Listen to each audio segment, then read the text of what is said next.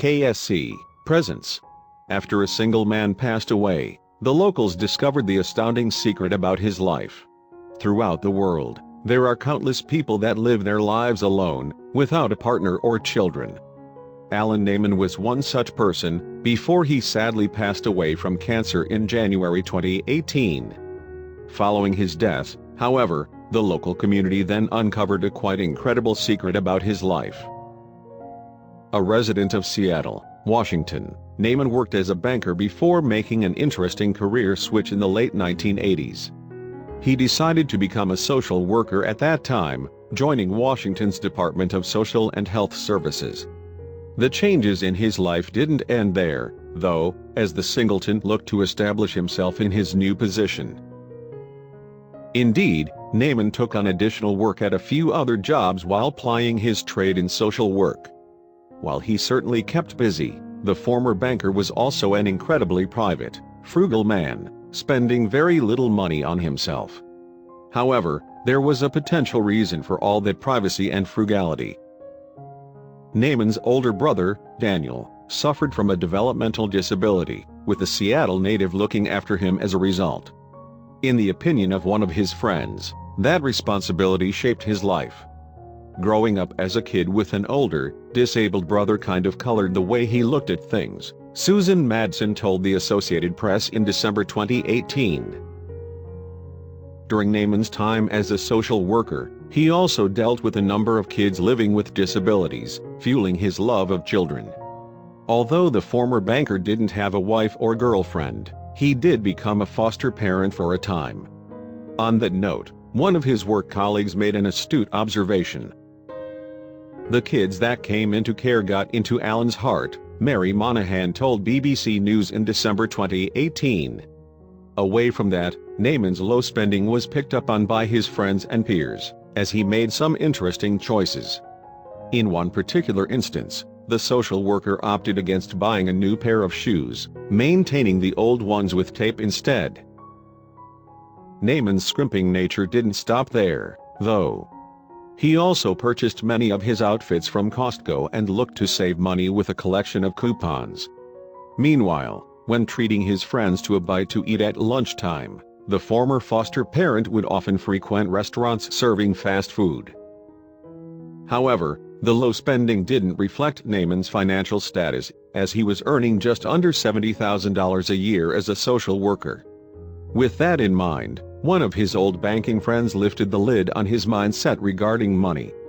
Shashi Karen, in fact, made an interesting point on that note, after staying in contact with his former colleague throughout the years. Saving money was sort of a game to Naiman, Karen told CNN in December 2018. He would brag about how he had a whole day out and didn't have to spend a single cent. In 2013, though, Naiman briefly brought an end to that game following a heartbreaking personal loss. Naiman's brother, Daniel, passed away that year, which prompted him to dip into his financial reserves.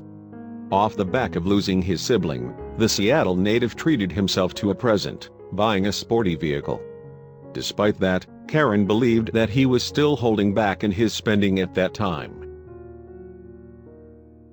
"It's a nice little sports car," Karen said of Naiman's vehicle. "But it's not a Mustang or a Corvette or a Porsche that he easily could have afforded."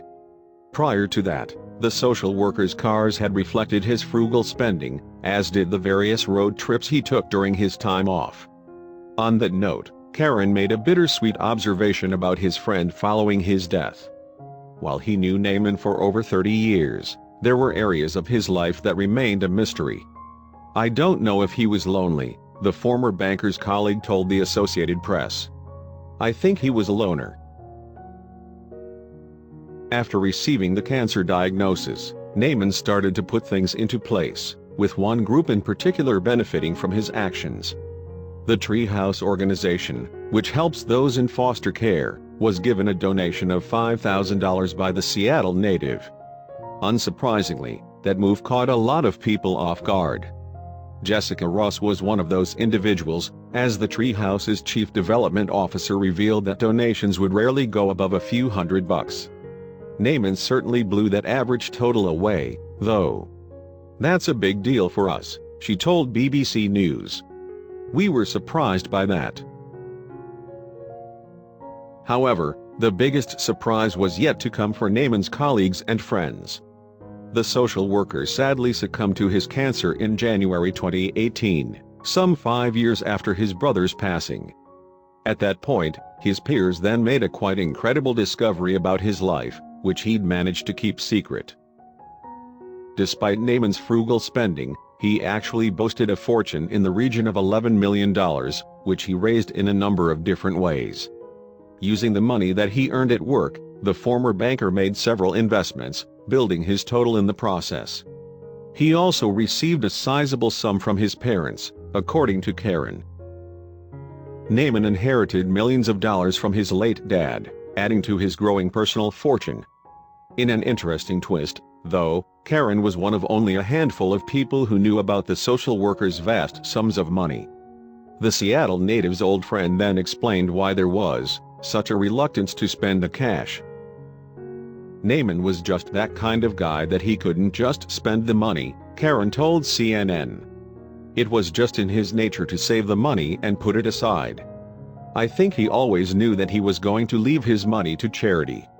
Indeed, the former banker shared that news with one of his other friends, but held off mentioning the sum. "I think everyone was shocked, I mean really shocked that Naiman had so much money to give away," Monahan said to BBC News. "People will be surprised at the amount," Naiman apparently told her prior to his passing. "Yeah, people were, I'm sure, very surprised," she recalled after the discovery. Naiman's $11 million fortune was divided up and given to various charities and organizations, as per his will. Among those to benefit from his kindness were Make-A-Wish Alaska and Washington, Child Haven and the Little Bit Therapeutic Riding Center. Meanwhile, Treehouse received another sizable donation, far surpassing the previous one. This time around, Naiman gave Treehouse around $900,000 of his money, stunning everyone at the foster care organization. As it turned out, during his stint as a foster parent, the social worker took his children to their facility. While there, they picked up some of the free toys on offer. Once again, Ross was left speechless by Naiman's donation. "Our organization was just overcome with that kindness and that love," she told BBC News. "I don't want the number to outweigh the experience of being a part of this. That was really about the way he wanted to leave the world." While the money would be used to improve Treehouse's efforts across Washington, Ross couldn't help but praise Naiman's selflessness one more time. The frugality that he lived through, that he committed to in his life, was for this, she told the Associated Press. "It's really a gift to all of us to see that pure demonstration of philanthropy and love." Those organizations weren't the only ones to benefit from Naiman's millions, with the former banker donating around $2.5 million to another cause. Indeed, the Pediatric Interim Care Center, PICC, received that sum after he'd worked with them a few years earlier. Much like with Treehouse, he also made an earlier gift before his passing. With that in mind, PICC released a heartfelt tribute on its website commemorating Naiman's kindness. "We first became aware of Alan's generosity last fall when we received a $10,000 donation from him online," the statement read. "Thinking that large amount might be a mistake, we called him to make sure he had entered the right number of zeros." After reassuring the charity that the figure was correct, Naiman promised that he would be sending them even more money down the line. From there, the care center then received some interesting information. He later wrote us a letter, telling us about a connection to PICC that had started many years ago, the tribute continued. "It went back to a night many years ago when Naiman was a new social worker at the Department of Social and Health Services," the PICC statement read. "He was desperate to find a home to place a fragile baby that had been brought into his office late that evening. Thankfully, Naiman got the help that he needed from the charity's founder. It was after midnight when he called Barbara Drennan, asking her if she could come to his office in Seattle to pick up this little one," the tribute went on. "To his great relief, Barbara came and took the baby. The connection between Naiman and Drennan didn't end there, though, as his social work often brought him back to PICC. Later, there were other times when Alan needed help for a baby, the statement continued. And Barbara and Pediatric Interim Care Center were always there for him and for the babies. He never forgot. On that note, the organization then revealed how the $2.5 million donation would be spent. Thanks to Naiman, PICC was able to purchase some new transportation to pick up infants from the local hospitals. However, the large sum of money also ensured the charity's long-term survival in another way. When Alan died in January, he left a portion of his wealth to care for the babies at Pediatric Interim Care Center, the tribute continued. Alan's kindness allowed PICC to pay off the mortgage on our building, giving babies a safe place of their own for many years to come. From there, the care center hailed Naiman's hefty donation one last time with a heartfelt message on its website. "We are so grateful to Alan, not only for his legacy, but also for the life he devoted to children," the statement added. "We hope you will join us in honoring his memory." Drennan went on to pay her own personal tribute to Naiman, delighted with the money that he left her charity. While the pair had crossed paths in the past, though, the organization founder revealed that they hadn't properly met on those occasions. With that in mind, she was left with an unfulfilled wish. "We would never dream that something like this would happen to us," Drennan told the Associated Press in December 2018. "I wish very much that I could have met Naiman. I would have loved to have had him see the babies he's protecting." The PICC founder wasn't the only person to praise the social worker after his gesture came to light, though. Indeed, Naiman's decision to donate his millions drew a big response from online users, as several media outlets covered the story. Meanwhile, UK newspaper The Daily Mail published the Associated Press article on their website. The piece then generated close to 150 comments from readers. However, one of those messages stood out above the rest. "We as a society do a lot of judging, and I'm including myself in that," wrote user Jennifer Marlowe in the Daily Mail's comment section. "We tend to judge someone like Naiman as something of an oddity. The way he's portrayed as a loner in the article is proof of that." Marlowe then made an astute observation about those who might be seen as different in the eyes of the majority. "I've learned to be a lot less judgmental as I've aged," the user continued. "And I have realized that the people we think are different are usually some of the best people you could meet.